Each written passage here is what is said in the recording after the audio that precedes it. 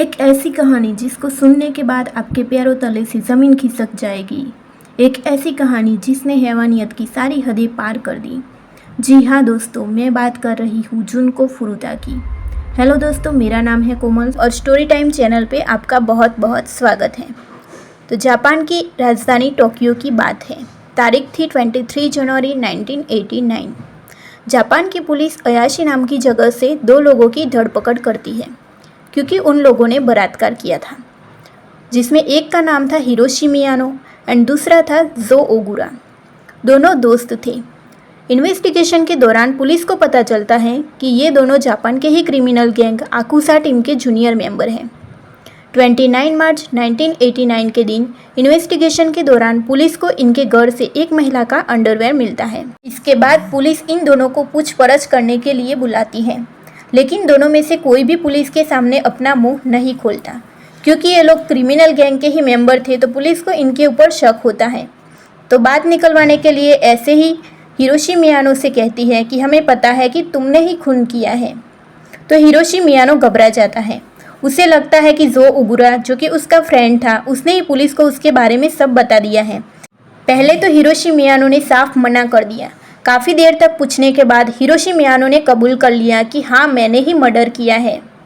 Police shock हो जाती है क्योंकि वो पूछपरछ बलात्कार केस में कर रही थी, लेकिन यहाँ पर तो एक मर्डर केस खुल चुका था। तो पुलिस देर न करते हुए आगे की इंक्वायरी स्टार्ट कर देती है।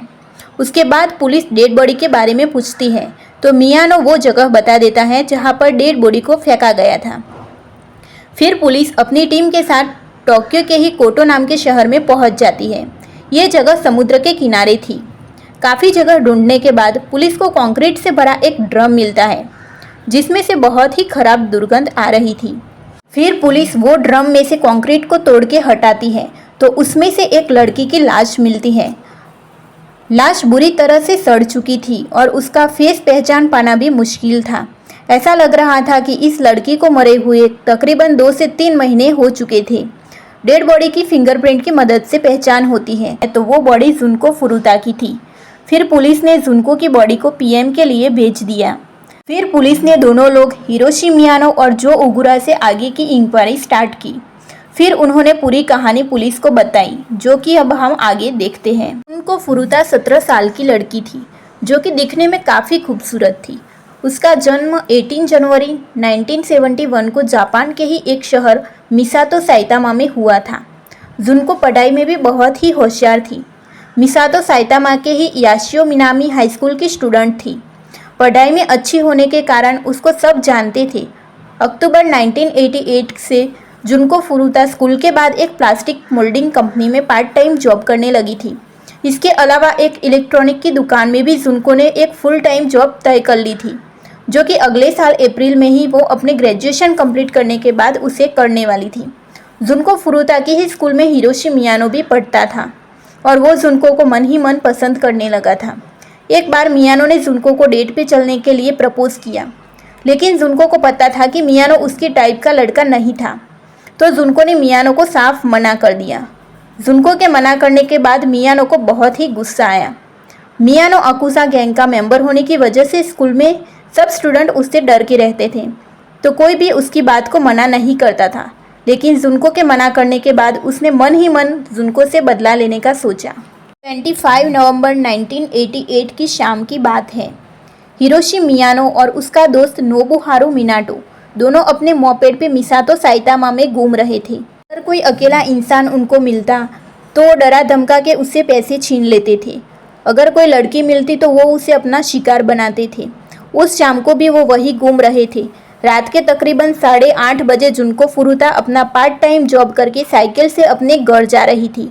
मियानो जुनको को देख लेता है और वो उससे बदला लेने का सोचता है। उसके बाद मियानो के कहने पर उसका दोस्त नोबुहारू मिनाटो भाग के जुनको के पास जाकर उसे धक्का देकर साइकिल से गिरा देता है और वहाँ से भाग जाता है। पीछे से मियानो जुनको की मदद करने के बहाने आता है और ऐसे बिहेव करता है जैसे वो कुछ जानता ही नहीं हो। फिर मियानो जुनको से कहता है कि काफ़ी रात का टाइम हो चुका है और वो तुम पे फिर से हमला करे, उससे पहले चलो मैं तुम्हें घर तक छोड़ देता हूँ। जुनको और मियानो एक ही स्कूल में पढ़ते थे तो जुनको मियानो को जानती थी। तो जुनको उस पर ट्रस्ट करती है और उसके साथ घर जाने के लिए रेडी हो जाती है। थोड़ी ही दूर जाते मियानो उसे किसी खाली पड़े गोदाम में ले जाता है। वहां पर जाने के बाद मियानो अपने असली रूप में आ जाता है और जुनको को सब उसका प्लान था वो बता देता है। मियानो जुनको को डरा धमका कर कहता है कि जैसा हम कहते हैं वैसा कर, वरना हम तुझे जान से मार डालेंगे। जुनको बहुत ही डर जाती है। उसके बाद मियानो जुनको के साथ खराब काम करता है। उसके बाद वो जुनको को लेकर पास के ही एक होटल में ले जाता है। वहाँ पर भी वो जुनको के साथ वही करता है। फिर वो अपने दोस्त नोबुहारू मिनाटो को कॉल करता है और उसने जो जुनको के साथ किया वो बताता है। 26 नवंबर यानी कि दूसरे दिन मियानो जुनको को लेकर एक पार्क में पहुंचता है, जहां पर पहले से ही मियानो के 3 दोस्त नोबुहारू मिनाटो, जो ओगुरा, यासुशी वातानाबे उनका वेट कर रहे थे। उसमें से एक दोस्त जुनको की नोटबुक लेकर उसका फर्स्ट पेज में लिखा घर का एड्रेस ले लेता है और कहता है कि हम जानते हैं कि तेरा घर कहाँ पर है, हम जैसे कहते हैं वैसा कर, वरना हम तेरी फैमिली को जान से मार देंगे। तो जुनको बहुत ही डर जाती है और उनके साथ जाने के लिए मजबूर हो जाती है। उसके बाद वो 4 लोग जुनको को लेकर अयाशी के एक खाली पड़े घर में पहुंच जाते हैं, जो कि नोबुहारू मिनाटो का ही था। वहाँ पर वो अपने माँ बाप के साथ रहता था, लेकिन उसके माँ बाप ज़्यादातर काम की वजह से घर से बाहर ही रहते थे। वहाँ पर ले जाकर वो चारों लोगों ने साथ मिलकर जुनको के साथ गैंग रेप किया। इधर जुनको के माँ बाप परेशान थे कि अभी तक वो वापस क्यों नहीं आई। उन्होंने उसे हर जगह ढूंढने की कोशिश की, मगर उसका कोई अता पता नहीं मिला। इन्हीं सब में 26 नवंबर की तारीख भी निकल गई, मगर जुनको घर नहीं आई। फिर आता है 27 नवंबर का दिन। जुनको के माँ बाप पुलिस में कंप्लेन करते हैं। फिर पुलिस जुनको को ढूंढने लगी।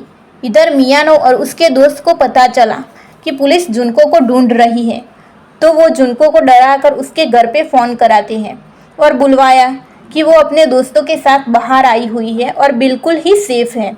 उसके बाद माँ बाप ने पुलिस कंप्लेन वापस ले ली। उसके बाद मियानो और उसके दोस्तों को खुली छूट मिल गई। फिर वो उस घर में अपनी टीम अकुसा के और लोगों को भी बुलाने लगे। जब चाहे तब कोई भी आता और जुनको के साथ खराब काम करता। जब मिनाटो के माँ बाप घर पे होते तो उसे मिनाटो की गर्लफ्रेंड की तरह पेश आने को बोलते। डरी हुई जुनको भी वही करती जो उसे करने के लिए कहा जाता। लेकिन कुछ दिनों के बाद ही मिनाटो के माँ बाप को पता चल जाता है कि उनके घर में आखिर चल क्या रहा है। फिर भी उन लोगों ने कुछ नहीं किया, क्योंकि उनको पता था कि उनका बेटा याकुजा गैंग से जुड़ा है। इसीलिए उन्होंने पुलिस को न बताया, बल्कि चुप रहे। और फिर ये गर्लफ्रेंड बॉयफ्रेंड का नाटक भी ख़त्म हो गया। जैसे जैसे वक्त बीत रहा था वैसे वैसे जुनको के ऊपर जुल्म ज़्यादा ही बढ़ रहे थे।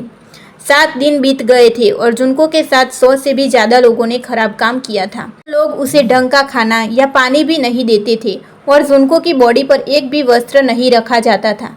जुनको पूरे दिन और रात ऐसे ही पड़ी रहती थी। आकुसा गैंग का कोई भी आदमी आता और जुनको के साथ जो चाहे वो करके चला जाता। जब वो मना करती तो उसे बुरी तरह से पीटा जाता। उसे बहुत सारी दारू पिलाई जाती।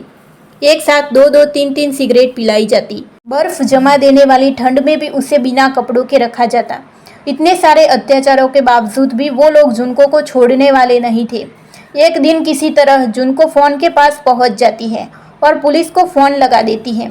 कॉल लग भी जाती है, मगर इससे पहले कि वो कुछ बताती, मियानो वहां पर पहुंच के उस कॉल को कट कर देता है। इसके बाद पुलिस का कॉल बैक भी आता है, मगर मियानो कॉल उठा के बोलता है कि वो कॉल गलती से लग चुका था।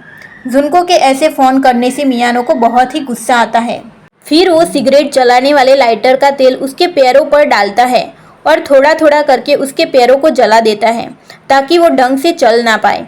उसके बाद समय बीतता जाता है और 16वें दिन मिनाटो के घर पर 2 लड़के आते हैं। वो भी जुनको का रेप करते हैं।